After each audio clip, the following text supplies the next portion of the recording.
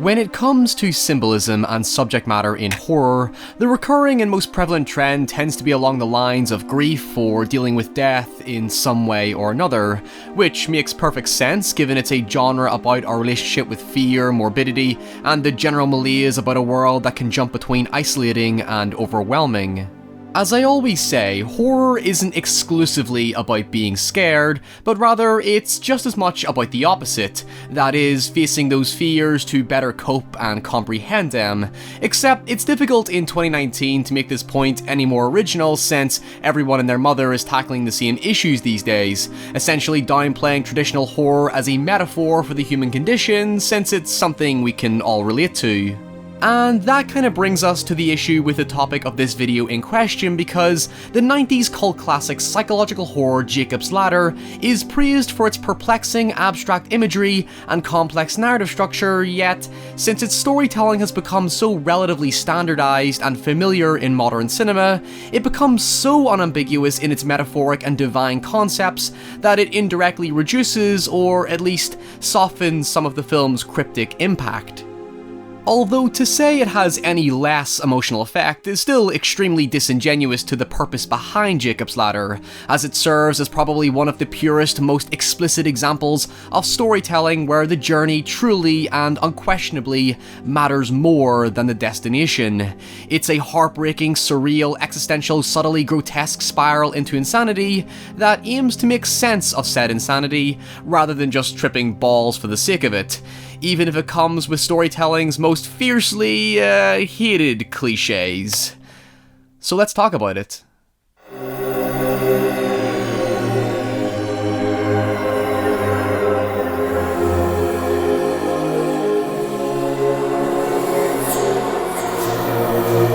It's interesting how, in an age of spoiler sensitivity, that there was this exclusive group of 90s cult classics that included Jacob's Ladder, The Usual Suspects, Fight Club, and The Sixth Sense that were arguably more famous for their spoilers and plot twists than their actual content, even if said content was still beloved by those who appreciated the art behind those movies anyway. Admittedly, I was recommended Jacob's Ladder based on a warning about its twist ending.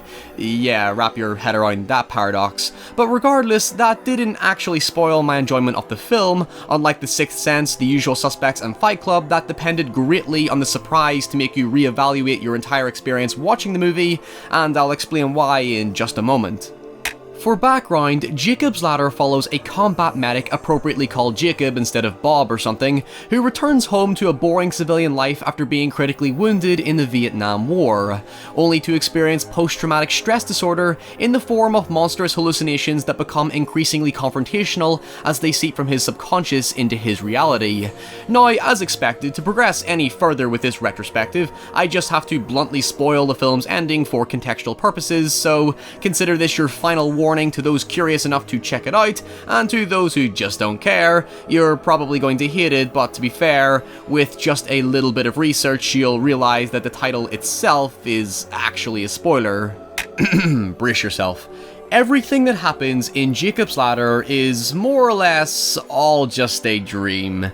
I mean, metaphorically speaking, Jacob's experience does happen in his subconscious, but really it turns out that when he was wounded in Vietnam, he doesn't survive, and so the entire film is just a personal reflection of his life literally flashing before his eyes. And for some, the real disappointment will probably be that, yes, there is no f***ing ladder. Now, before you all start blasting my ass in the comments, I agree, my cold summary is very disparaging to the film's deeply poignant meaning that makes the twist appropriate, because it is something we all hope we can do before we die, which is to make absolute peace with this world. In many respects, Jacob's Ladder first and foremost is a character study that dwells on the fragility of the human experience. Understanding the horrors that Jacob faces isn't just summarised in some straightforward exposition dump, it's brought to light in how Jacob gradually accepts that his entire ordeal is his chance at redemption before death. The criticism that it's all a dream is a cop-out for a more dramatic payoff doesn't matter. In fact, it's irrelevant. The reveal doesn't change anything about Jacob's experience or make you reflect differently on the story. It more or less wants you to face the same denial as Jacob that it's probably all in his head, before accepting this bittersweet conclusion that he's ultimately finding happiness as he departs from this world. If anything, it positively reinforces the personal significance of his journey. The film explores our legacy on the world and the impact we have on those around us, and by putting us in the perspective of a war veteran, it actually makes for a much more somber approach to the idea of legacy because, despite being a war hero, Jacob's return to civilian life has faded him back into obscurity. His purpose in battle to save lives is met with no reward or honour. There's no hero's welcome or monument to his bravery. The film simply emphasises Jacob's return to normality and how he's tried to readjust to this ordinary, boring and uneventful world that isn't the same place that he remembers. It's the same with the rest of his surviving platoon. Despite their gratefulness to have survived, their lives are still ruined by the savage, haunting psychological impact of war, and thus they find no sanctuary in civilian life. Their constant PTSD-driven hallucinations are just a reinforcement of the fears injected into them by their experience on the battlefield. Externally, their lives appear normal, but internally, it's hostile to them as the world distorts into something alien and unfamiliar to them. On a historical level, the film does conclude with a text statement criticizing certain aspects of war, most notably chemical warfare, where the hallucinations are discovered to be a side effect to a drug called ladder, which the platoon were exposed to that was meant to increase soldiers' aggression and put their fears and hesitations to one side, with the side effect being that it brings those fears and hesitations back to the forefront in a more uncontrollable extent.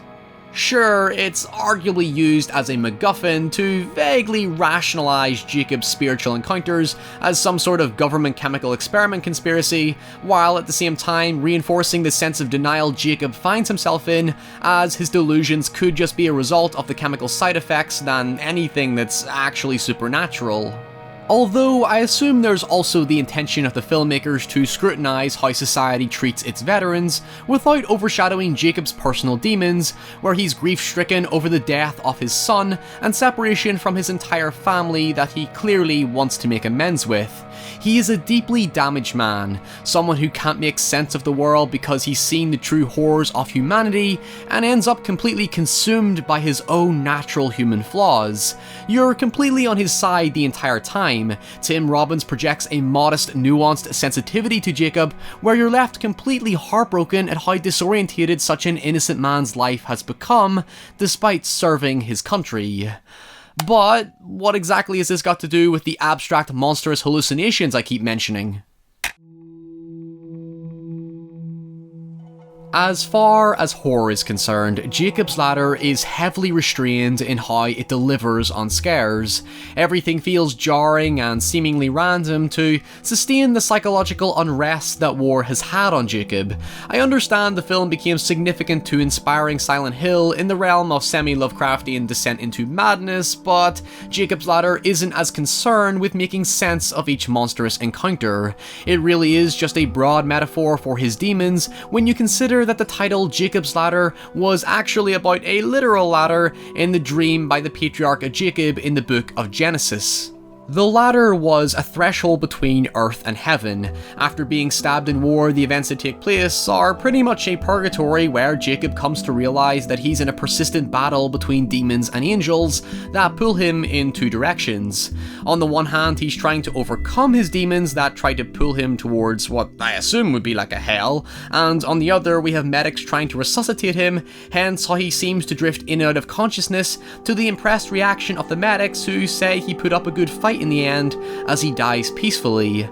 The film never tries to be explicit with its references, but remain completely abstract in the vein of artist Francis Bacon, because the less identifiable the imagery is, the more personal it can be to the reader, like a Rorschach test. It totally adheres to the premise of how we're only limited by what our mind can create or comprehend. These creatures are from a nightmare, not ones defined by logic or reason, just a fragmented fabrication created by by a clustered mess of our imagination, while still alluding to stimuli we can identify with traumatic or personal memories. It's interesting that Jacob's Ladder, for all its distressing and erratic imagery, doesn't end on a negative note. In fact, it's actually more relieving than anything, especially for a horror film. Jacob is humble, caring, and just a damn nice person who desperately tries to not let his burdens fall onto others. We want him to find solace and comfort in the end, and he eventually does. When he finally accepts the death of his son, his redemption comes in the form of having a second chance to finally be with him. He dies with no regrets or remorse. The fears and grief that he's been trying to outrun his entire life through war are earnestly resolved. After all, his chiropractor Lewis is basically a healing angel to Jacob, representing a side trying to ease his pain, encouraging him to see this ordeal through to the end, so that he can finally let go of this world. There is a positive outlook to death despite the inherent tragedy of it. It shows us how we must accept it as a natural part of life than simply this brooding, impending doom that steals time away from us. Jacob's Ladder pushes that sense of urgency to life to one side, and gives its hero the breathing room to actually make sense of things, even if we as the audience aren't entirely clear to the full picture. Because in the end, this isn't our story, it's Jacob's. Darkness isn't eternal. The way the film is mapped like a dangerous, disorientating ladder where we're gradually climbing out of the pit of despair as it tries to drag us back in, is a reminder that you have no choice but to battle through the pain and suffering if you want to reach tranquility on the other end. Jacob's Ladder might be somber, but it's also a mature window into why we need to confront death and cope with it, because it is inescapable. It's a film about valuing your memories and experiences, being grateful for even the smallest, most seemingly insignificant encounters, because when we inevitably rest upon our deathbeds, we'll cherish the journey we created for ourselves and hopefully leave this world with the happiness we strive for in life. Come on, Jake, that didn't hurt. Hey everyone, thank you so much for watching. Looking at myself in the camera right now, I realize that my hair is the exact same color as my desk. I did not intend that, so just ignore it. If you want to help me to grow this channel and you want to support it beyond just subscribing and commenting below, please do consider heading over to Patreon, where for just a few dollars a month, you'll not only help me to keep making videos, but you'll get early access, you can vote on future videos, and even get your name in the credits, which is exciting as always. And most importantly, come join us on our exclusive Discord chat, where you can talk about anything from comics, books, games, TV shows, movies, share your own work with us. There's a community of awesome little folks over there. It's very casual, it's very polite, positive, very inviting, as it should be. And until next time, follow me on Twitter and Instagram, stay safe, and I'll see you all very soon. Bye! Wow, I really should have been careful with the hair color.